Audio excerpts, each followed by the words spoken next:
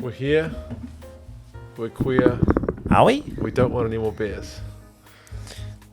Two of those things are false. we're We are not here. We're not here. We're elsewhere. Okay. Yeah. Hi, Mike. You good? That's so good. Oh my gosh. Did you just come? I don't think so.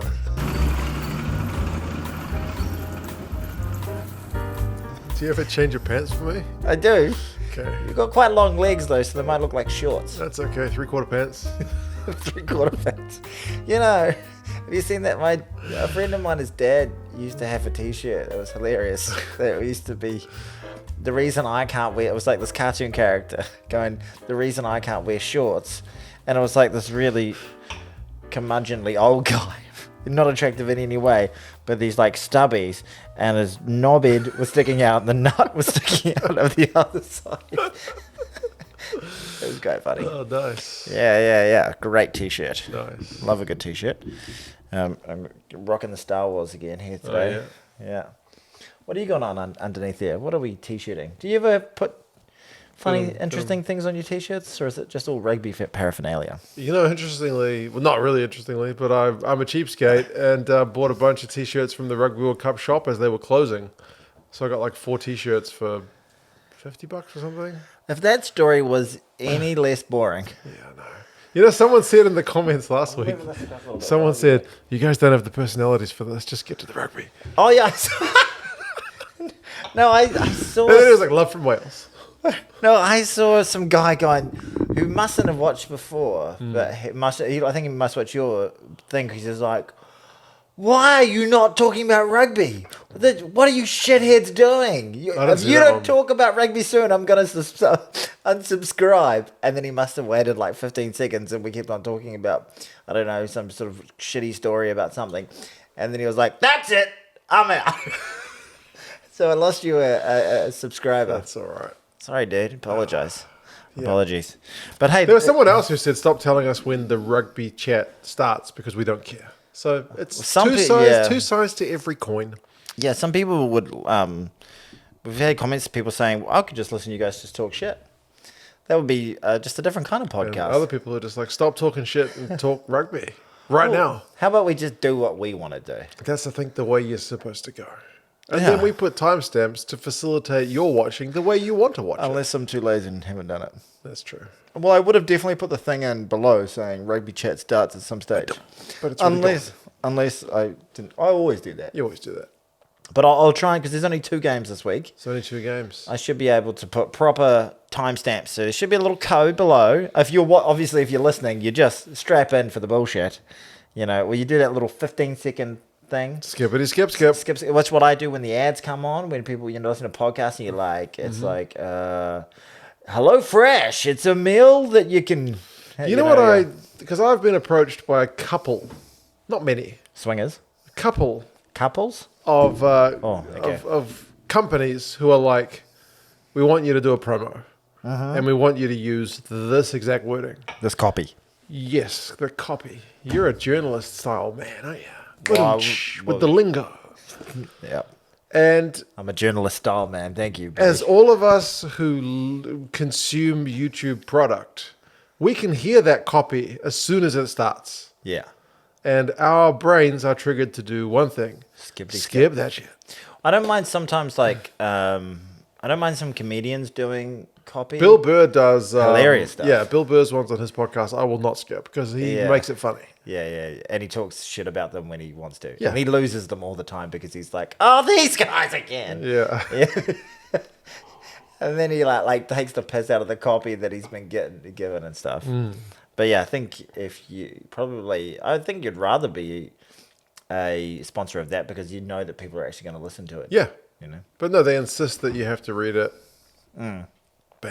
The band Friends guys and Theo Von do a kind of interesting sort of takes on their. Sometimes Theo Von phones it in, but sometimes it's kind of funny about it. But anyway, copy. Any other comments about that?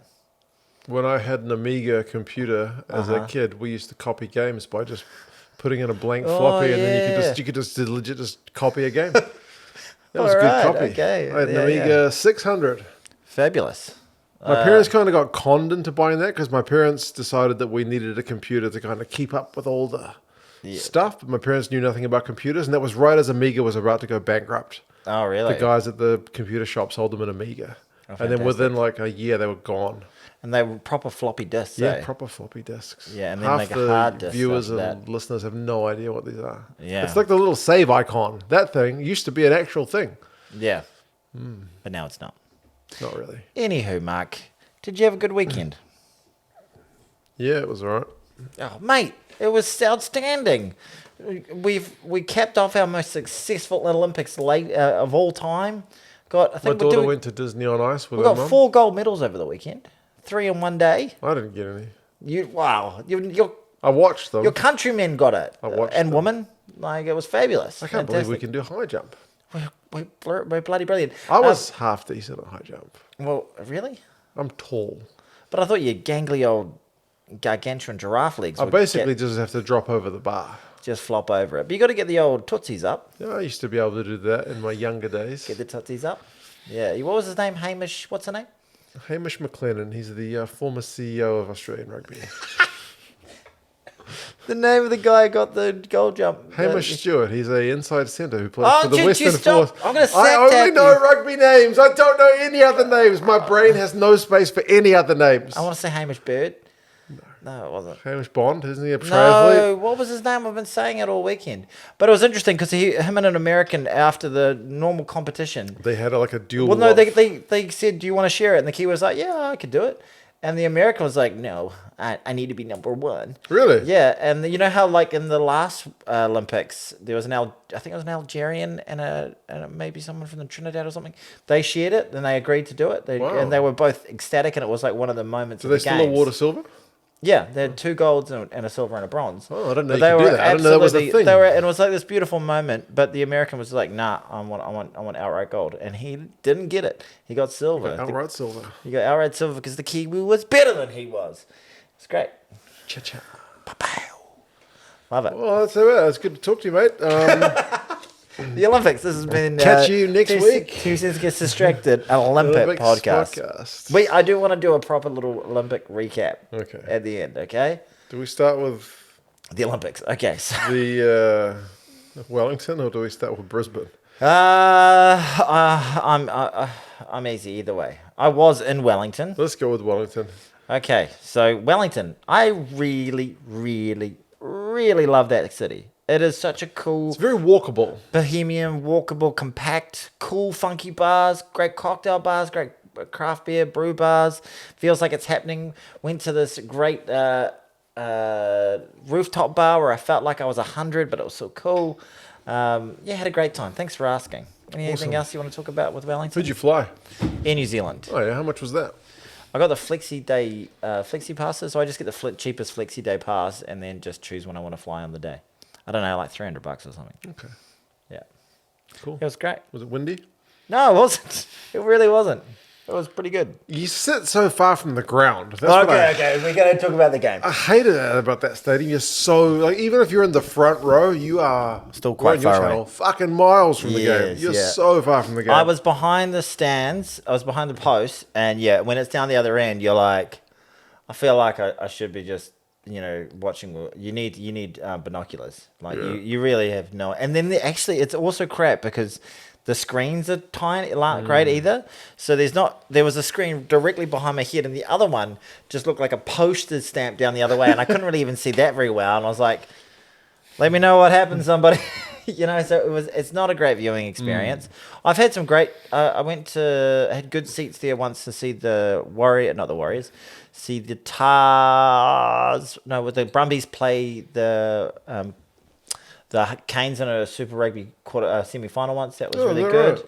I've been there for a Bulls against Canes quarterfinal. Bowls. Saw Andre Pollard. Oh yeah, I saw Mexico versus the All Whites in a World Cup qualifier there, and now I've seen the All Blacks. Is lose. that your first ever All Blacks defeat that you've attended? Yes. I've never attended an All Blacks defeat because I usually You go to go to- Eden Park. yeah, exactly. And we don't lose at Eden Park.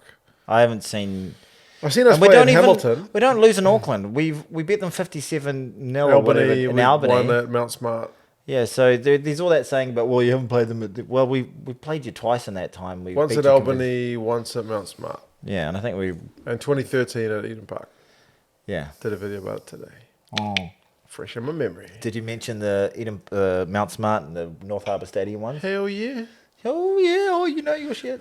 Okay, yeah, so it's not a great viewing... It's not the greatest viewing experience, but that city has... Is this what we want to be talking about to start it? This is a crap record in that city, bro. We got beaten 38-30. That's the highest points total the Pumas have ever managed to whack up against us. And the most points we've ever conceded in New Zealand. Is that right? I think so. Oh, that was the second record. I saw someone say there's 2 records that we've conceded. Yeah. So that's pretty brutal. And a pretty piss poor effort and a pretty piss poor atmosphere. There was lots of empty seats. Yeah, so I went with 6 mates of mine. There were 7 of us. And a mate of mine had organised it. He was trying to buy the tickets. And for whatever reason, it kept on crapping out on him, like the ticketing system. Mm-hmm. And he was like, Tony, can you try and pay for these? And I was like, oh, okay. So I went in to pay for them. And they were, the seats that he was trying to get were $150 a pop. Ooh. I was like, hey. And I was like, I'm paying for 7 of these. And I was like, are there any more of these? And the ones we got were right behind this, and those are the ones that were empty, or the 150 jobbies. Oh, you were in that area? Well, no, we weren't in that area. Oh. We were behind the posts. Okay. And that was... Isn't that usually cheaper?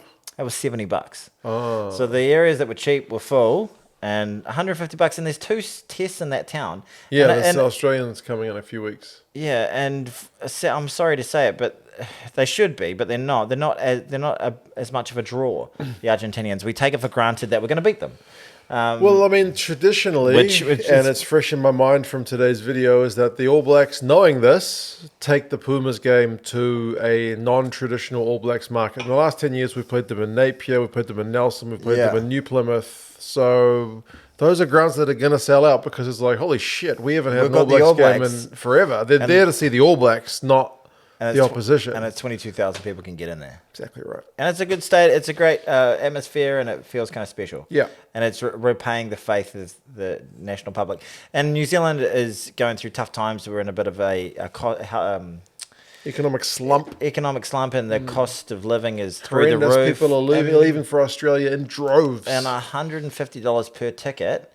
When you can see, you're going to choose whether are you going to go to both of those games. You're going to go to Australia or Argentina. Argentina, different country. Argentina. You probably the way that we view Argentina or Australia, Argentina is not the biggest draw. Like, no disrespect to Argentina, they just beat us, for God's sake. Yeah.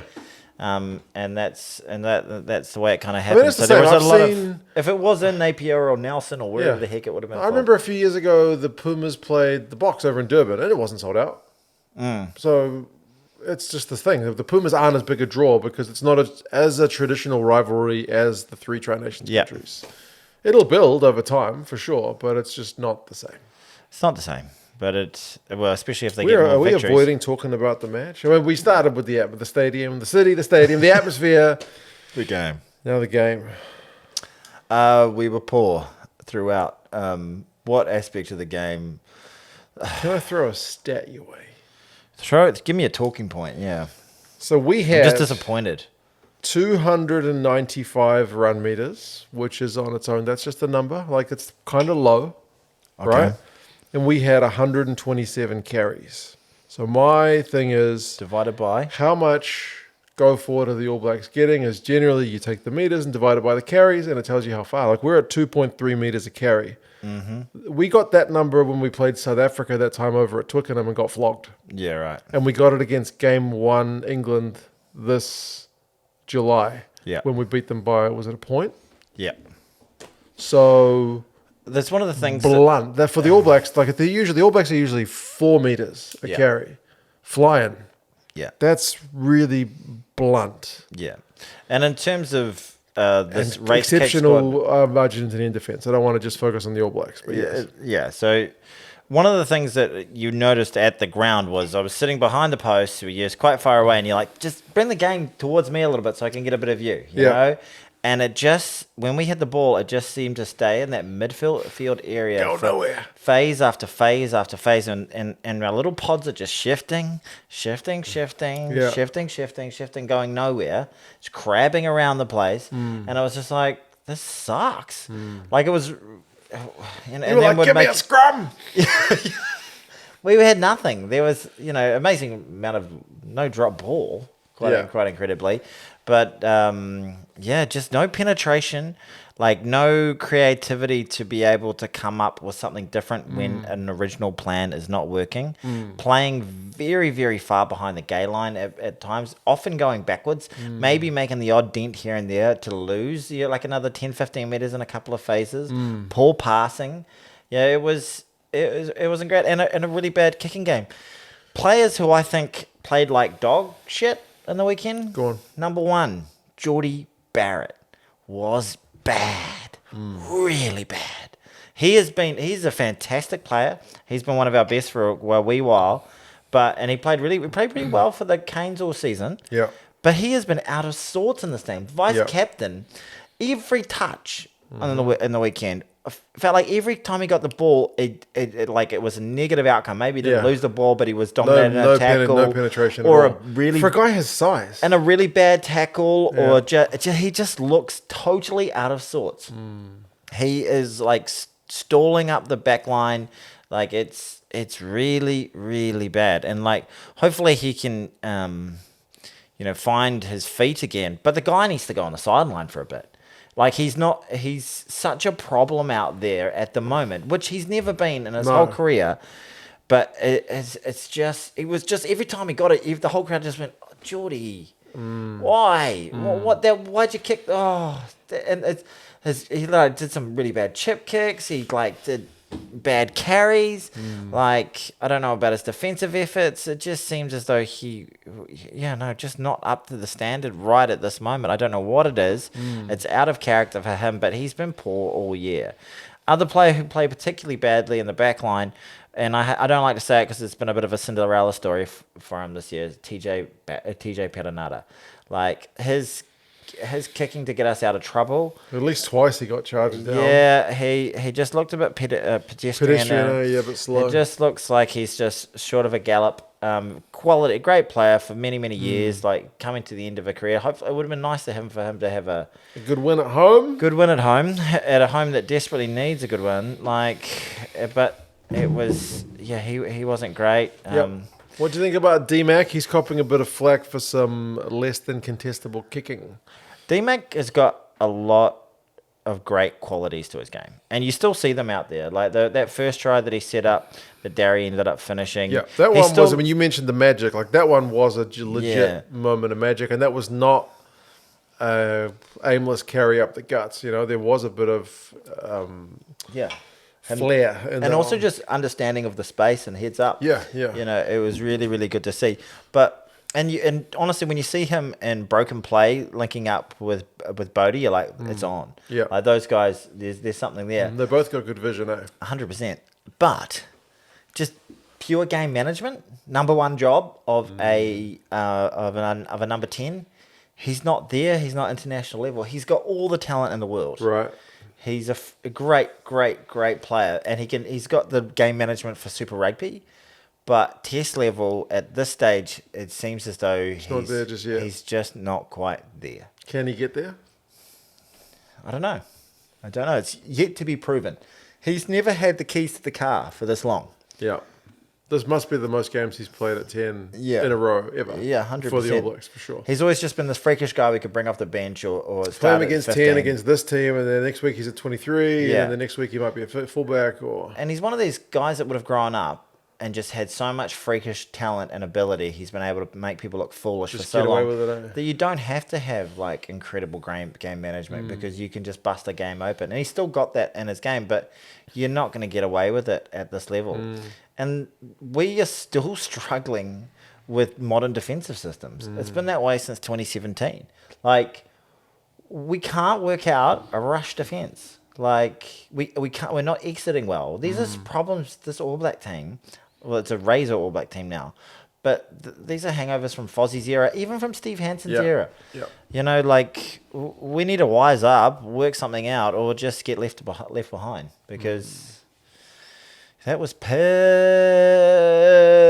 poor. If I can play devil's advocate for a minute. I was on to just go. If I was about to go, but... We conceded one try from turnover ball. Like the Argentinians punished us the way that the All Blacks teams have been punishing other opposition for yonks, right? Turnover ball, quick, Matera like puts Chocobatas through a great gap. He holds the ball up just long enough. Friggin' nice try. Yeah. But it's turnover ball, so turnover ball is always dangerous. Yes. We get another one where it's a Reese tap back. Mateo Carreras with that freaking shimmy run, unbelievable. And then one with the double pass back, where we passed it to nobody and then passed it to nobody. So Rico's back in his own goal line. It's a 5-meter scrum. That led to the Krevy try. I feel like those are 3 tries that you're not going to concede every week. Yeah, but... I am very bitterly disappointed, and I'm just trying to find a bright side here. I hear what you're saying. And, like, look, we shouldn't be saying everything is... Yeah, because, I mean, there are some people who are like, geez, you All Blacks fans can go a bit overboard when you lose. Like, sometimes you lose games. Yeah, I think the thing that was disappointing for me, like, you can't take all those into account, right? But we started the game with 10 points up. Yeah. Then we got to 20 points to 8. Yep. Then then we regained the lead halfway through the second half. So we had those are all game. points that we should be able to win a game from. And despite the fact that we are attacking kind of bluntly and we aren't exiting well and we're not looking sharp, we're still ahead. Yeah, and we seem to, when we actually get into the attacking third, we didn't actually have to work too hard to get across the try line. We were able to... ALB got a pretty nice one, easily enough. Talea got one, easily The one that enough. was called back seemed as though, other than that forward pass, we were able to manipulate the defense relatively simply. But the thing that is really concerning, that key moments in a game, before halftime, after halftime, and... They can never hear them, by the way. Before halftime, after halftime, and the last 10 when the game's on the line, we lost all of that. Yeah. When we seem to lose the plot, you know what I mean? Like, Argentina have got Krevy comes on. Yeah. And he's obviously kind of inspirational. They had Lavanini come on too. Yeah, exactly. So they got some veterans come on who are able to kind of steady the ship and see them through to a victory. Whereas, like, we had that fucking line-out move where nobody jumped. Like, you compare that to what the South Africans were doing, and there's like 60,000 pods going up. Yeah, and we're just like, nobody jumped. Like, what the fuck? Yeah, Moore didn't cover himself in glory when he came on. Yeah, which was sad for him. Also at his home ground. So the All Blacks made some pretty bad mistakes. We're not great at the breakdown at the moment either. No. That was even against, like, Fiji. I think we were not fantastic. Who? I don't think our back three balance is right. You know, like... Blackadder conceded a few penalties. Yeah, I don't think he was great. He wasn't... And we seemed to have a few for holding on because we didn't have... we weren't the first player there. And I don't think we've got the balance at all, right? We lack a big fuck-off number 6. Yeah, a big fuck-off number 6. And then also an attacking, threatening, amazing, skillful. I know we've got Artie Sevilla, right? Artie Sevilla did not have his greatest game. He tried hard. That's true. But you know who would be a really good player to have? Hoskins Sotutu, I reckon. Hoskins Sotutu would have been good. Yeah. Razor. Yeah. The player. Of the Super Rugby season. Super Rugby. He had it. The guy, if you're a South African or someone else watching this, the guy was out of this world this season. Yeah. And for whatever reason, they don't like him. I don't know. Maybe Waisaki Sotutu. Remember Waisaki? His father step razor a couple of times. He would have been actually. He would have been actually earlier. Waisaki's a bit older than what Razor would have been. Yeah. But yeah, dullness on attack, not winning the big moments, a lack of punch off the bench. Once the Pumas stopped conceding all those penalties in that first half, they were able to get some flow on as well. Hey, I mean, they scored. That line-out try of theirs was what a move! Like, I mean, it's probably the second best line-out try of the weekend. I know, it was a sexy. It was so sexy. Fake jump at the back, and Yeah. then Molina doesn't even need to jump. He's just like yoink, and then Matera like crashes into him to send that ball Great flowing move. over. It was really great. innovative stuff. Fantastic. Yeah, I really, really like the look of that. Yeah. And it was a easy try once they Yeah. executed it. Yeah. Exactly right. You know, so then they got boom, boom, try before, try after half time. That's right. And in the ground, it started. We felt like off the pace. It looked like they were wanting to play rugby. They were playing more expansively than we were. We were scrambling. Yeah, to they were defend looking them. just sharper on attack. Like their Yeah. attacking numbers are way nicer. Yeah, yeah. And you know they and then when it came down to the crunch and we were 5 points behind with Needed seven to go, we Yeah. still weren't able to build anything together. And then was it Satiti who gave away that penalty at the end? I forget. Yeah, that was soul crushing that that point because we're like, And Carreras even slipped over, and he still managed to kick the freaking thing. yeah. My mate who was sitting next to me, he's funny, but he's not like a traditional like be quiet during the kick sort of Right. thing. He's like a Kiwi, and so he's what's a Carrera, yeah? Or no, Carreras, yeah, yeah. Carreras is lining up to kick, and he's like boo, boo, like he's just like a Yobbo fan, really, Yeah. Jonas. And then like going at him, and then he kicks it, and like he slips over, and then Jonas just cracks up, going laughing his head off, and then the ball goes over, and he's like, oh no! So it's like this big Yeah, it was roller a bit of a coaster of ride. emotion. Yeah. Yep. But, you know, we still had a good night, and then we went out to a few bars and had a good time, watched us win another gold medal. But, What did you think of Ethan Blackadder not getting carded?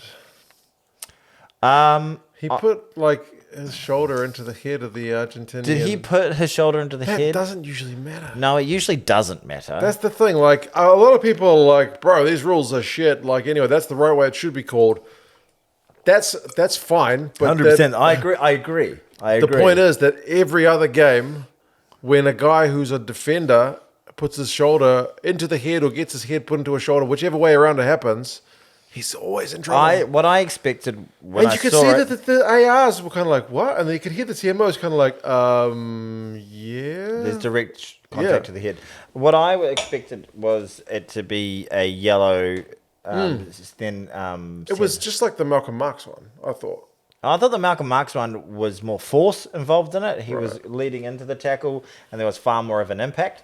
If anything, what's the name? Absorbed the blow, and he reeled away rather than the player. The player and Just because Blackadder got put on his ass means it's not a yellow card. well, but he was passive in it. Like I still thought that it was a yellow card that would get mitigated down to just the 10 minutes. TMO rather because he than- was passive. Yeah. Whereas I thought Malcolm Marks with his yellow card, I was like, well, it's gonna be red. You know, like. I don't think it was going to be red. I thought it was going to be yellow.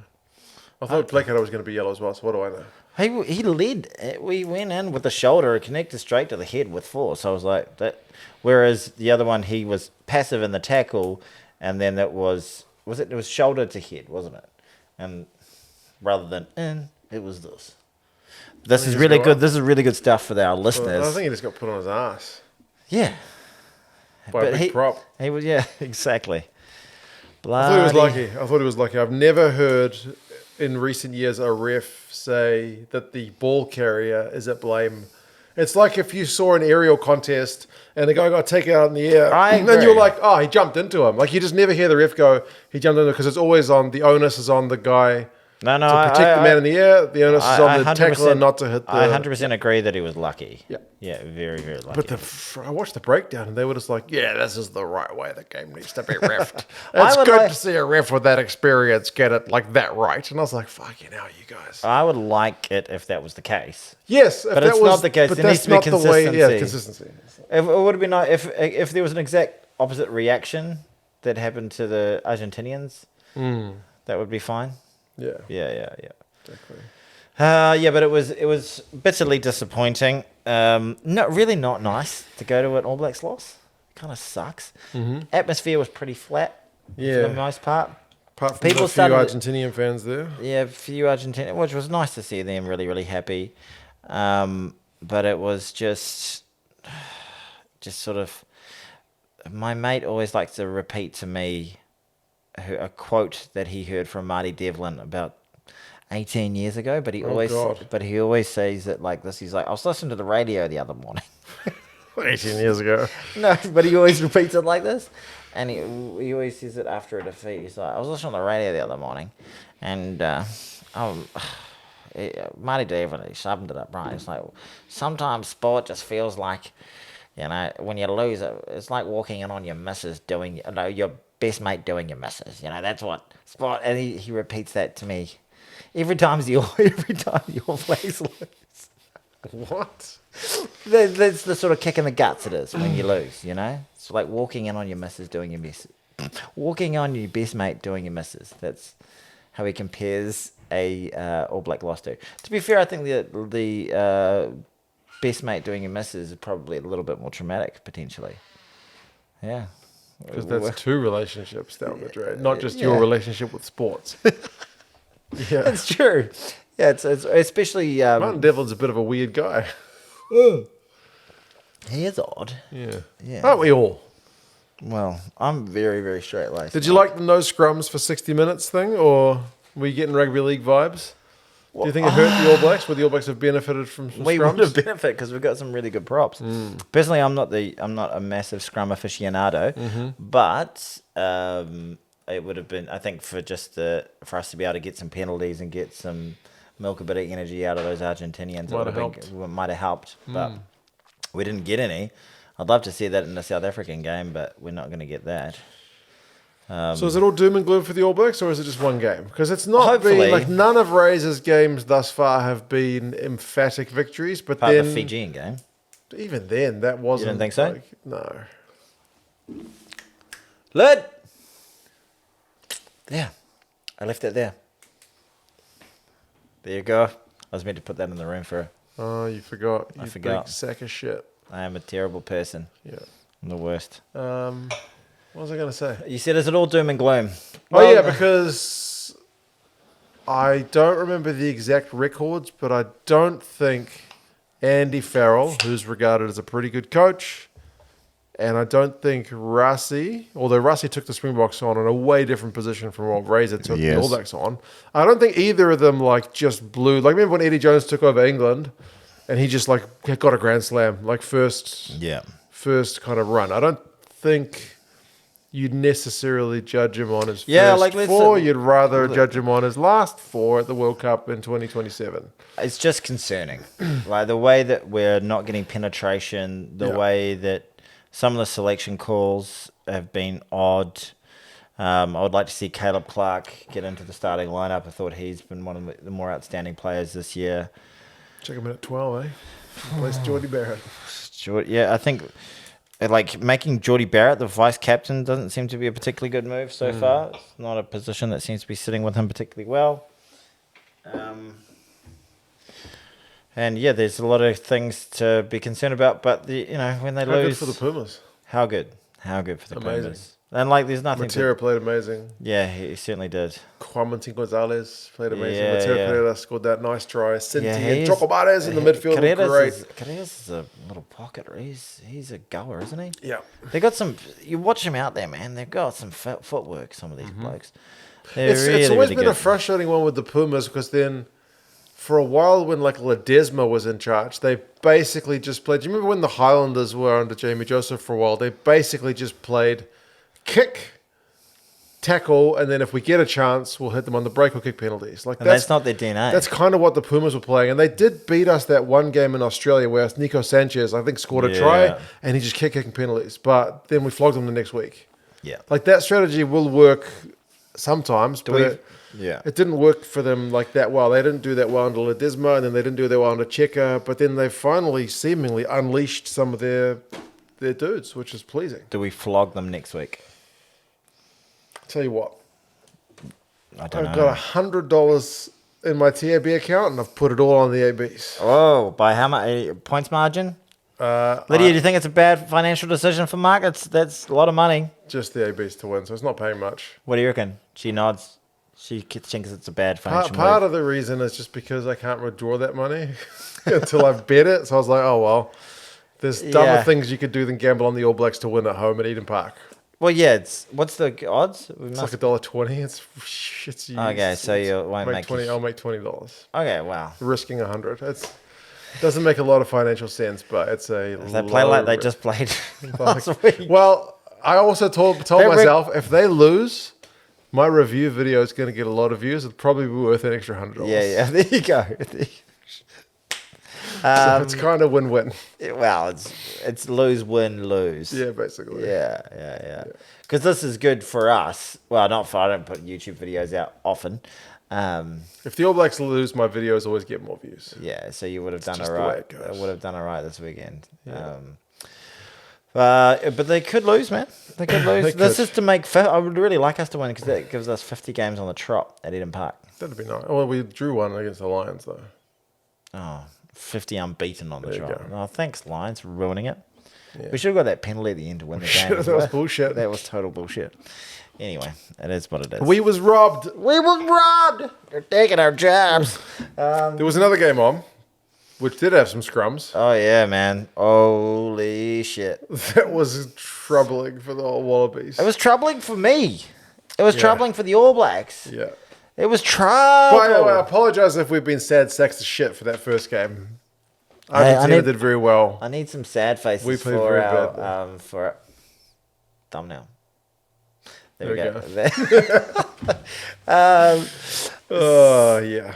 South Africans absolutely. You remember someone came back to me in the comments because remember last week you were like South Africa's going to win. And I was like, well, Brisbane, I'll back the Wallabies. you I backed backed them by a point on Super Bro. I was like 1 point. I was like, because my heart is like this can't be possible. But then I was like, Brisbane, the Brisbane factor, the Joe Schmidt. They've only won 3 ace up the games. sleeve. They've only ever won 3 games there in their history or something. Yeah. And then someone came in and the comments was like, "Thought you said the Aussies were going to win." There were a few eggplants directed at you in the comments. Yeah, I got that one pretty well wrong, didn't I? I was watching You're the a little bit off. But you know what scared me? I have number one. The South Africans were outstanding, the scrum was fucking incredible. but just across the park they were brilliant. That fucking line out move which set up the Khaleesi try with the 2 pods. Oh my god. Yeah, a thing of beauty and just real innovation. You Like, know, they had guys sometimes they had Khaleesi out wide. Sometimes they had like Peter Steph-Tutor, he was playing at lock out wide. Yeah, Sometimes so- they had Jesse Creel. Eben Did I say him already? Etzebeth was Yeah, out there. Etzebeth was out wide. Like they had just lots of variation going on. Kurtley Arendse just looks I can never say it. Nomazolo. Sasha Feinberg and Gomazulu. Mngomazulu. He's quality, He's the guys. business. He's quality. Look, I've been relatively vocal on this podcast about 2 things.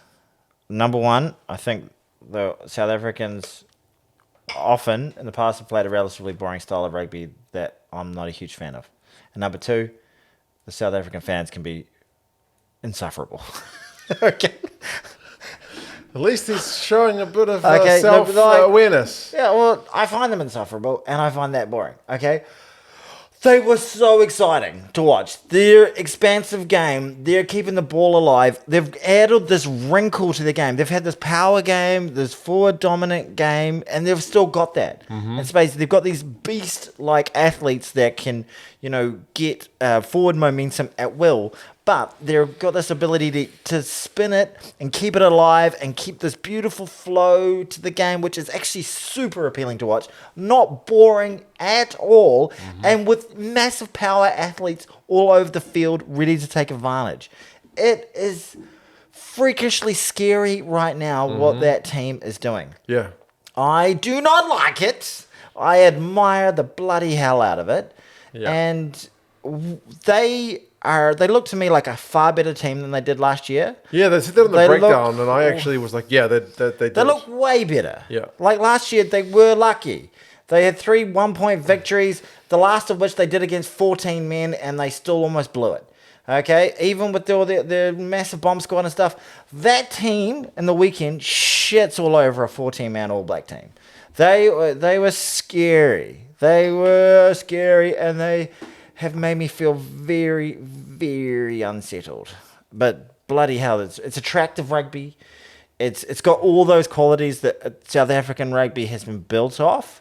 But for years, not for years, since we started this podcast, I've been like, they've got these great athletes. They've got these guys that have got incredible skills, incredible speed. Why don't they use them? Colby and Moody and Aronson and all these guys. Yeah, it just looks good. And now they've got this super dynamic, talismanic number 10 who looks like who's young as anything. Mm-hmm. Scary times. So good. A great time to be and look, it's a great time to be a Boks fan right this second. And I went and I was going into this competition going, I can't wait to play them in South Africa. It's going to be great. Because it's the biggest challenge. And now I'm like, oh no. Yeah. Oh no. Oh, this is ugly. Because if we, look, the All Blacks can rise up. We had that game in Nombala where we looked like dog shit. And then we went to Ellis Park when everyone wrote us off. And we won. Yeah. And we're very much at the infancy of this era, and whether things start to click. Yeah. The All Blacks keep talking about they're doing these great things on the training pitch that they aren't executing. So maybe they execute one of these days. That would be nice. What would be a good example of that in real life? I don't know. I do it really well at home when nobody's watching. You look like porn, like. If you were like when the camera's off, I'm a marathon man. I go for ages. Like I keep all the ladies happy, and then the camera goes on, and it's like 2 pumps and a squirt. Way better usually. Honestly, I just failed to execute. Yeah, it doesn't seem believable, right? It doesn't seem believable. Yeah, it's like, sure you do. Anybody who says that, this has never happened before. This is a big thing away from porn, but like my son will be like, he'll make like a little paper plane. Oh my God, why are we talking I know, but he'll be like, Dad, like I built this paper plane and it can like do double loops and shit. And I'll be like, okay, go on, son. And he'll be like, yeah. And I'll be like, oh. And he's like, no, before I really did it. It was sure great. It did, son. Yeah, good on you. Yeah. Fucking storyteller. I don't know why that followed up with the porn story. That's kind of weird. It is. But there was also like how many South African fans were at that game? Holy shit. God. Every South African. There's shots of the South stands and it's like, wait, where's this game being played? Yeah. I was like, it's like there's few Aussie fans in Ellis Park. Yeah. It's a great stadium as well, that one. That's a proper... You been there? No, I haven't, but like... We should go one day. Yeah, let's do it. Been to Olympic Stadium. Okay. Yeah, it's not a bad game. I've been to the old Allianz Stadium before they knocked it down. I've been to Etihad and the MCG. I've been to the MCG. Yeah, me too. I've watched AFL there. Me as well. Fucking shite. I like it. That's boring. You're boring. I am boring. Okay, that was a little tea-tarte. But how good are those South Africans? Fucking Cheslin Colby feeding the scrum? Like, what are you doing, Tony Brown? And it's not just Tony Brown. Tony Brown's getting a lot of like... it's all Tony I remember the same thing happened when Sean Edwards, the old Welsh defence coach, went to France. And then everyone was like, oh, France is so good now. Like, when in Galtier's, like, I think, first year. Yeah. And they're like, oh, Sean Edwards with the defence, he's really got them humming. I was like, well... Maybe. They had some good athletes there before. Well, there added a Tony Brown has been always known for his creativity. That's the thing, yeah. So, and they're definitely showing some great creative wrinkles with the tools that were already there. But it's just been amazing seeing like there's a loose ball comes, off the back of sprinkling out the back of a ruck, and most of the time you see Khaleesi pick that up and just take it straight up and maybe make 3 meters. But now it's just boom, quick ball, 3 passes out, and then it's in the wide channels, and then they've made 25. And like that's not normal South African rugby. They've added a wrinkle, a real significant wrinkle, because you just used to spend so much time worrying about their physicality up front and being mindful of all that sort of thing. Probably you know that you're going to have to commit more players to the breakdown. And they would just carry it a few phases up the guts, and if they didn't get anywhere, they would box kick it and try to win it back in the air. They would try to slap it back and just get you from not being able to contest the ball in the air. That was more or less the game plan for a while. It was interesting because the first game against Ireland, we saw that, didn't we? We saw that this expansive style of play that was going to be there, and then they won the game. And then I thought in the second game, they reverted a little back to that more traditional type, which isn't a bad way. It's bloody World Cup winning rugby. Yeah. But I think they look far more threatening just with their athletes that they've got, with the ability that they have, the speed that they have out wide, The players that can beat a player one-on-one, and I'm not just talking about Aronsa and Colby. Creel beat players, you know? Creel was sexy, yeah. Boner Town. Is it just that Australia's bad? They made the South Africans look better than they are. No, I don't think it's just that Australia is bad. I think that we have a tough game with Australia right this second. Yeah? I thought Australia came out with a lot of intensity and a lot of intent, and were very, very focused on matching that physical battle. Yeah. But don't have the same level of athlete, the same level of talent at this very stage. And due to the fact that being so focused on winning the physicality, they lost the discipline battle, and they gave away a lot of penalties up front, and then just kept on letting the South Africans, live down the other end. The fact that they were unable to win a scrum, was terrifying. I think they managed to get around the on-rushing Springbok defence, I think twice. Like they were largely going had moments, they were largely going up the guts, and they were largely kicking it long. I mean, sometimes they were just down their own end, and they were just like, fucking get it out of here. Yeah. And then the Boks would just run it right back at them. But like Lolasio, it's kind of, he's getting a lot of stick. His forward pack was going backwards, but What do you do? He didn't show the kind of creativity that a better player might have been able to do, kind of under a bit of pressure to try and unlock the Bok defense a bit. But it's hard. It's always easy to pick on a guy when their forward back's going backwards. Absolutely. We always pick on the halfbacks and the bot and the number 10s when a team doesn't have front football. Yeah. Because a lot of players can look good under front football. Yeah. When you're getting when you're always getting the ball flat-footed, and you've got very, very quick line defense coming at you constantly, like you're just always trying to survive in the fire. Yeah. Like you're not able to thrive in that environment, and you're far more likely to make mistakes. Whereas if you've got 20 meters of clear air between you and the next defender because you've been just mowing them down, you've got that time to make that right decision. Yeah, and you got the right, you got the time to be able to put the kick into the right spot, and you look like a freaking superstar. The Aussies did score a try. Right at the end against 13 men. They did. So there's a lot of yellows and all sorts at the end there. There was one to Marks, which you thought might have been red. Thought it could have been. Because you hate South Africa. I don't hate South African. I love the South African people that I know. I do. South African people that I know are awesome. Really, really cool, fun, great people. Fantastic. Love them. I mean that wholeheartedly. I think their rugby team is very, very good. I think right now, I've always got irritated them saying they're the best team in the world. They are the best team in the world right this second, 100%. They absolutely are. They put that without doubt. Their fans online are insufferable. They are painful. But that's not the real world. That's just people online, and there's just so many of them. That's my position, okay? Yes, your corner. Put your freaking you shove your bloody 4 trophies up your ass. Let's see them down there below. Good on you. This is don't mind it. Go for it.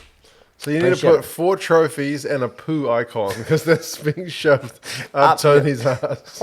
Up my ass? Yeah. Oh, so they've shoved 4 of them up, and then they've come out, and the last one's got poo with it. No, it's driving up where the poo comes from. But okay. Well, however you want to imagine that scenario, feel free. Jesse Creel got one for a deliberate knock-on. I fucking hate... Can they just change the wording of it to call it like it's a failed one-handed intercept? Because it's not a deliberate knock-on. Like, a deliberate knock-on is bat. His is like, and if he gets it, he's away. But he doesn't get it, so he's gone. I don't give a shit about the wording.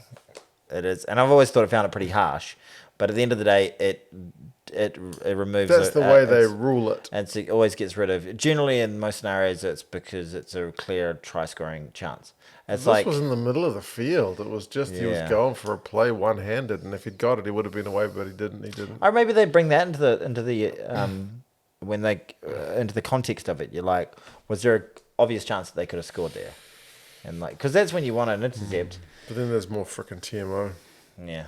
And then there was a team yellow card for too many penalties conceded. So they did score a try during that time against 13 players. So they had 30 minutes of players not on the field. Yeah, it was towards the end of the game though, and some of them The game were was doubled done. up. It was 33. It was 33-0 when that all started, wasn't South it? Africans could have scored more points. Yeah. Could have scored They a lot more. could- Geez, LaRue bombed one. I thought he Yeah. played all right overall, but he bombed one. He bombed one terribly. Yeah, he bombed one terribly. He had 2 players out wide. Yeah, all he had to do was pass it. Ball hog. Yeah. Old boy, pass the ball. But he helped set up the Dutoy one. He helped Yeah. set up the Aronsa first one. So he's still, I think he's Okay, Willie. He's net positive. Willy LaRue, South Africa's Dane Coles. There you go. There you go. Yeah, the South Africans look dangerous. I worry that you've been quite far away from your microphone sorry. this whole. You turn me up a little bit. Yeah, might have to. Now I'm going to be like, oh, now he's too loud. Now just do what you want, basically. Okay.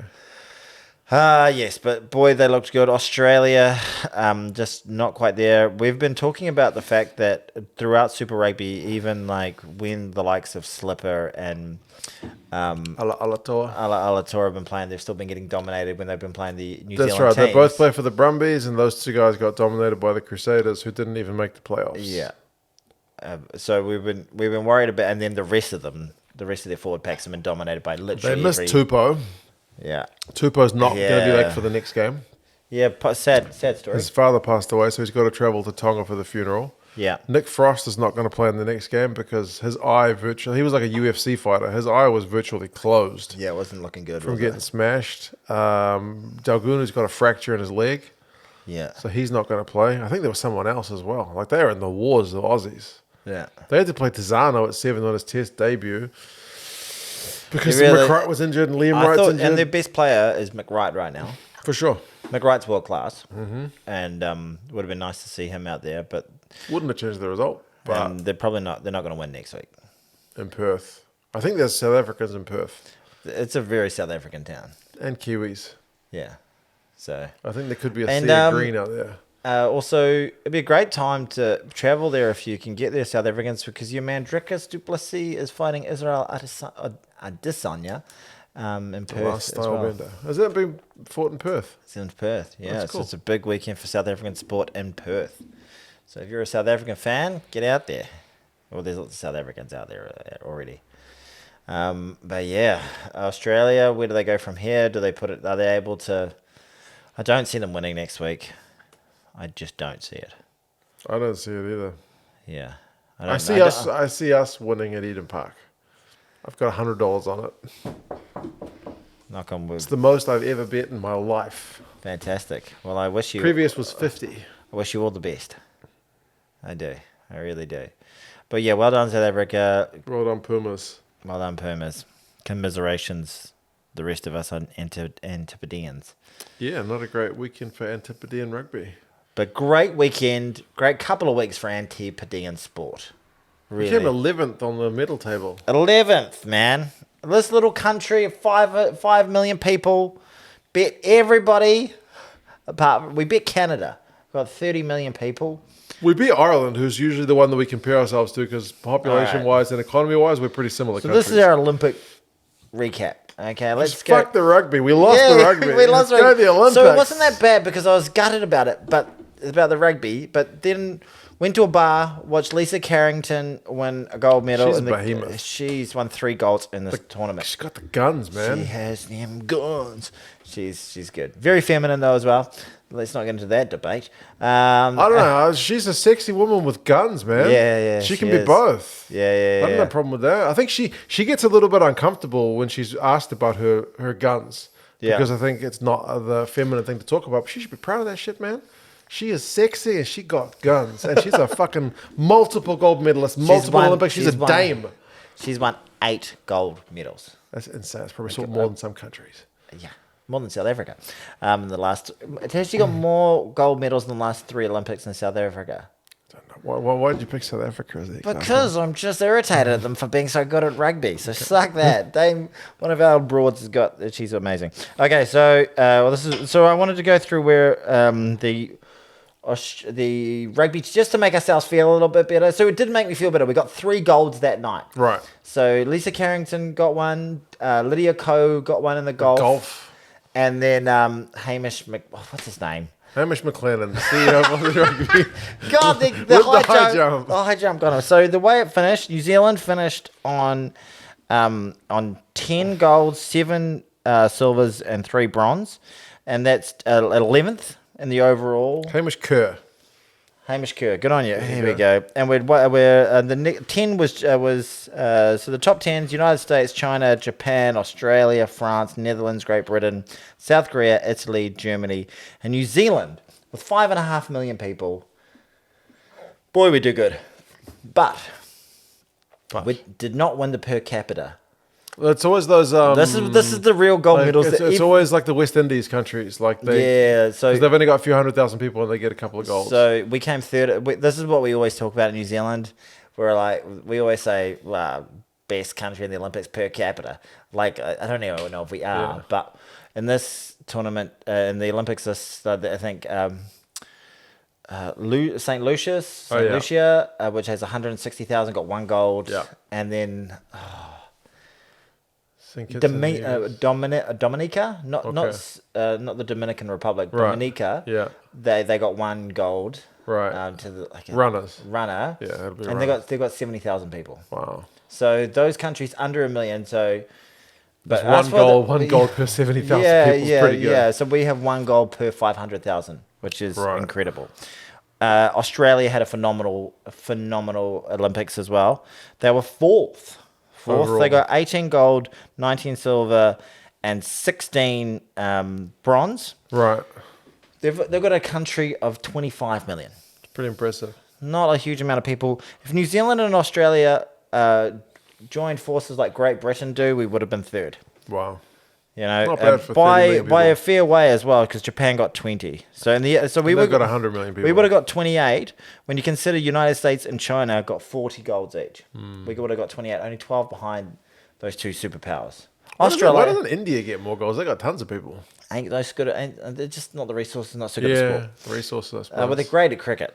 That's true. Cricket's not. If cricket gets into the Olympics, they can count on an Indian medal. But look at the Did you see the Pakistani guy do the javelin? Holy shit! How good was he?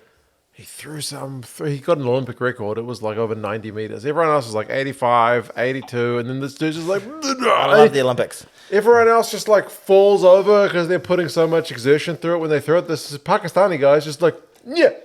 There we go. That's amazing. Yeah, he was. Okay, and South Africa, great country, great people. You have come in the Olympics. You've got the best rugby team in the world, but at the Olympics, you have a respectable 44th in the world with 1 gold, 3 silver, and 2 bronze.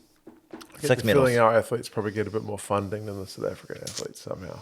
There we go. There would be another scale apart from the per capita one you could do on economies. I would. You imagine. could 100%. Why don't you write down do the thing on that? They have how many people in South Africa? 59 million. 59 million, and Argentina with 46 million. They came lower than South Africa. I remember I looked at it earlier. What did they come? 50 something, 52nd. Then they got 1 gold. This is what New Zealanders do at every Olympics. This is where we make ourselves feel good. We have to try and make ourselves feel good, especially on the back of a bloody absolute shitter or a rugby performance. Yep. Where did they come? The Argentinians. 52nd. 52nd, you reckon? Oh, that's not good, Argentina. 52nd. No, 55. I can't find them. Argentina, 52nd. Oh, what did I say? Well, you did. For some reason, I was. You're like, the one that you said, I'm not going to fucking look for that one. Wow, so Argentina got 1 gold, 1 silver, 1 bronze. There you go. You think that World Cup champions in football, they must just, all their resources, everyone just plays football. Yeah. But well done to all the Olympians. To everyone who got a medal.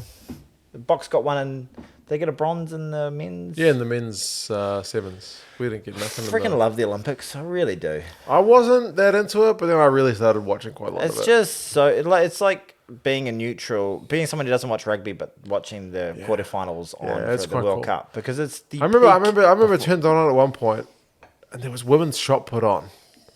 And I was like, Jesus. But then a Kiwi steps up and you're like, come on, Kiwi. No. I was like, these girls are tiny for shot putters. What the fuck's going on? I thought the shot putters were supposed to be, but it was the heptathlon. So they do 7 different events. I'm like, oh, okay. Oh, that makes sense. That's Well, I thought why. that meant to be taxed. Wasn't Beatrice Farmer winning huge? Yes, that's what I was thinking. I was genuinely perplexed. Yeah. It'd be like someone What's who- Adams's? The Adams? Valerie Adams. She was a Yeah, giant. exactly. So I guess if someone turns on rugby once every 4 years, they're like, what the fuck is this, like, TMO? Yeah. I thought when you caught the ball out, like, you could, like, bet it back in or some shit. Yeah. Did you're a fan of breakdancing? I didn't watch the breakdancing. I saw some memes about the breakdancing. The but ray I gun. didn't- Good old ray gun. Well done. Yeah. What an Olympian. The NPC was on as well, but I didn't really watch any. Harbour lost to Otago by 3 points. Auckland lost to Wellington. I think something good happened to him for a 2 Wellington guys on the man. weekend told me they liked my channel. Told you to like your channel. They told me they liked my channel. Oh, good on you. And Thank you. weirdly, today I went swimming as I get my free swim on a Monday. Yeah. Right, but the pool, the kids' learning swimming pool must have had some shit in it because no one was swimming in there. So you dived straight in. Is that you? Oh, no, I don't mind. where is it? Come around.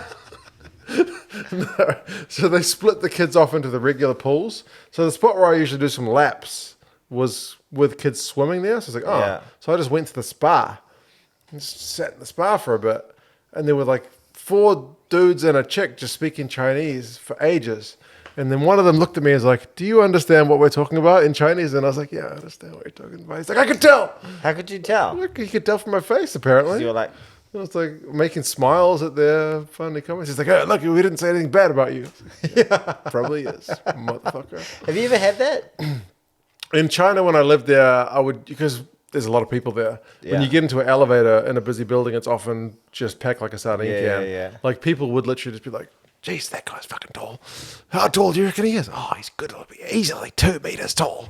And I'll be like, nah, I'm actually 194. And they'll be like, whoa, you speak Chinese. Oh, dude. I've been meaning to tell you.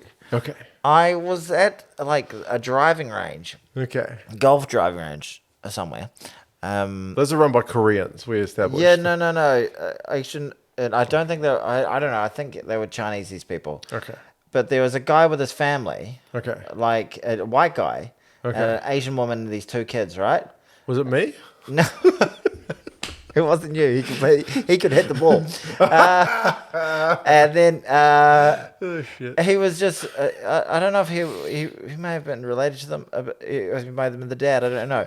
And then he started talking Chinese. Oh. And then I was like, it is peculiar.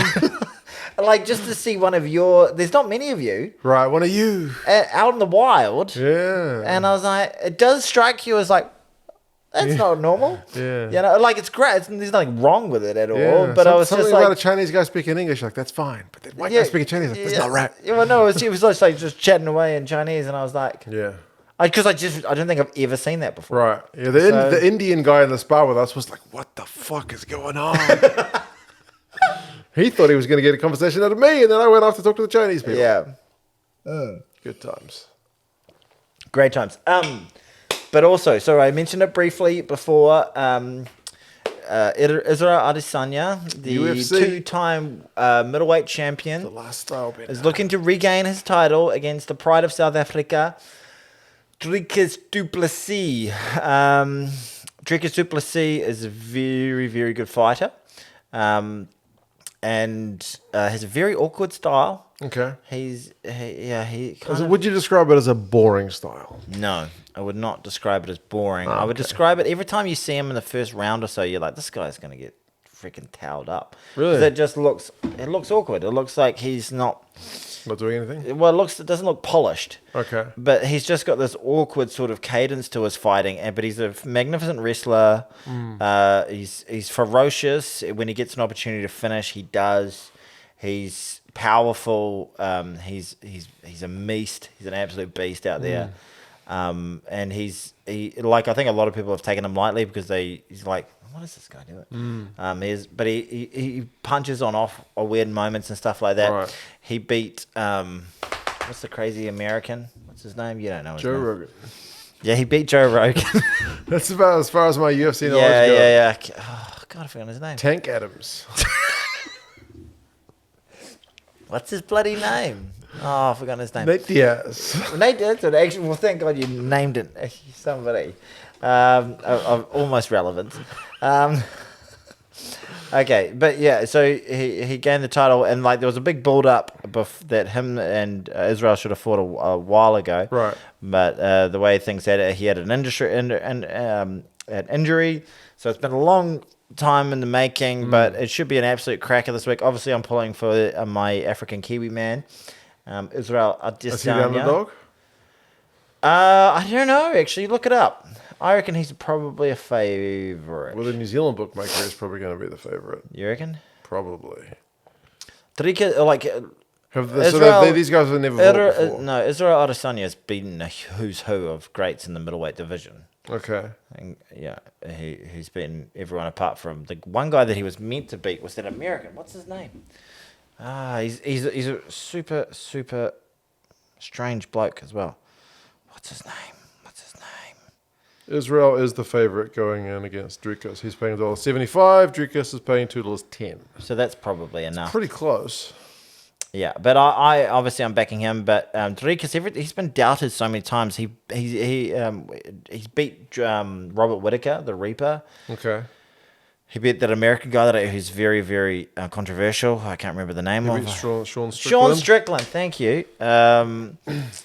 He's very, very good. But we'll see what happens this weekend. South Africans, get in behind your boy. I'll get in behind the Kiwi, but we'll see what happens. So worst weekend for you is Israel loses to Dricus. All Blacks lose at Eden Park for the first time since 1994 to the Pumas. And the Boks just annihilate the Wallabies and nilled them.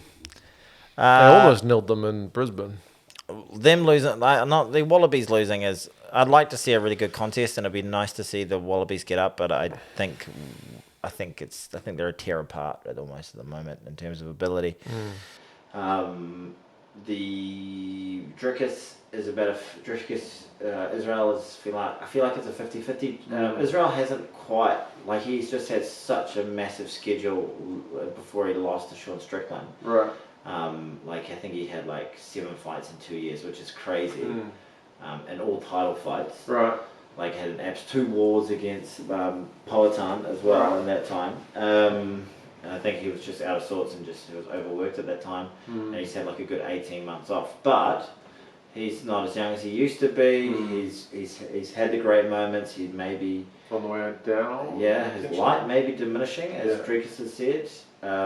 But if he's able to regain and show that old spark of what he can do, be the real style bender, show that his striking when it's on is just outrageous. Just that's the thing I like about the UFC is you can be losing and you can still come away with a miraculous puncher's chance, right? You got that miraculous chance where you can land that one shot and you can pull it out of the fire. Whereas in rugby, once you're 26-0 down, you can be absolutely dominating a guy in a title fight for 24 minutes and 58 seconds. Yeah. And you could, if that was related to a rugby score, you'd be up 30 points to 3 or something. Yeah.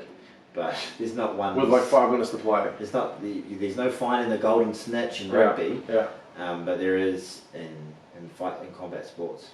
Yeah. So we'll see. I'm looking forward to it. You should watch it. Snitch thing is still dumb. Yeah, that is dumb. It is. It's really dumb. There's people online who defend it it's a whole season. It's a whole season of Quidditch, so you don't know that. Well, there is that point in, is it The Prisoner of Azkaban, where he has to play a little bit tactical. He has to wait until they're 50 points ahead of Slytherin before he can catch the snitch. That's the only time. It makes the most sense. It makes a tiny little bit of sense. Otherwise, it's people playing playing 15 on 15, playing a normal game of rugby, and 2 other guys are just looking for a marble in the stadium. And whoever finds it, they win the game by 100 points. It doesn't matter what happened on the game or the field. Yeah. Anyway, rugby. This has been a rugby podcast. Is there anything else you wanted to talk about? Don't think so. Your love of fine wine? Don't have one of those. Okay. I did have some clippies after the All Blacks lost. Commiseration clippies. My missus got me a jigger so I can see single shot, double shot instead of just pouring it in. And now I had a couple of doubles. Anyway, well done. Thank you, champ. high five, the handshake. This is a podcast called 2 Cents Gets Distracted. It's on Apple Podcast. And Spotify. Google Podcast doesn't exist anymore. So it's really just iHeartRadio. And wherever you get your pods, you'll be able to find it. Thank you so much for listening. Ha-di-da. That was almost like an official outro. I know. Yeah. What's going on?